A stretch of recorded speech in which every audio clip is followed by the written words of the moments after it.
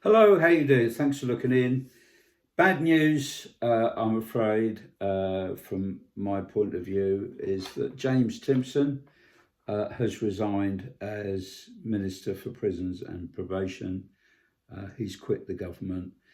He left his job as CEO of Timpson's, the famous key cutting and shoes people, in 2024, and he became Minister for the Prisons and Probation Service in July 2024.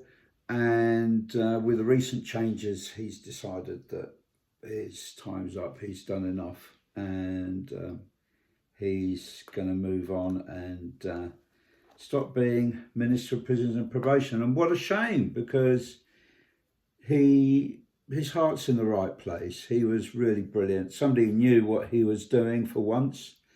And incredibly, even though he's been in the job for a couple of years now, he's the longest serving minister in this role for 15 years, which kind of says what sort of carnage the leadership of Prisons and Probation have been under.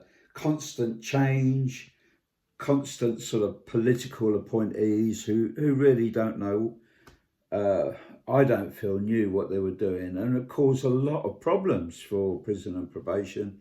And I was really hoping that Lord Timpson would stick with the job and keep going, and I'm really gutted that he's going. Nevertheless, he's achieved some sort of reduction in assaults on staff and reductions on self-harm, and some reductions on people being released homeless, which I think it's important.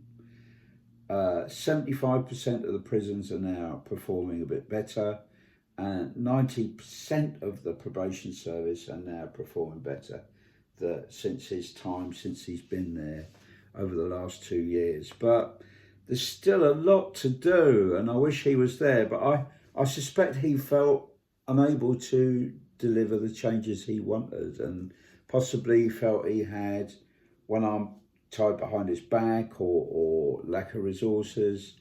But really, a radical change needs to be undertaken for the prisons and probation.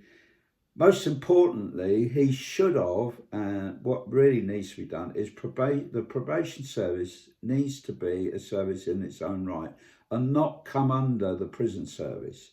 I mean, I've spoken on previous videos before about how this has been very damaging for the probation and how it's been mismanaged under the prison service. And I really feel that this is something that's been missed, that probation should have been separated from the prison service. We really need to have a close look at the Scandinavian model of justice. And I think, over the years, they've been clamouring over the years, politicians have been trying to put more and more people in prison, and that hasn't worked. Facilities have been really poor. They've got private prisons now, and quite a number. 6 prisons are owned by French companies, owned and run by French companies, which is incredible, isn't it? I think that there's been a hell of a lot of staff turnover and poor training, and really good staff have left both the prison service and the probation service, and this has caused problems. And that's not Lord Timpson's fault. And really, over 15 years, there's been constant change of ministers and lack of clarity and very poor management by the politicians.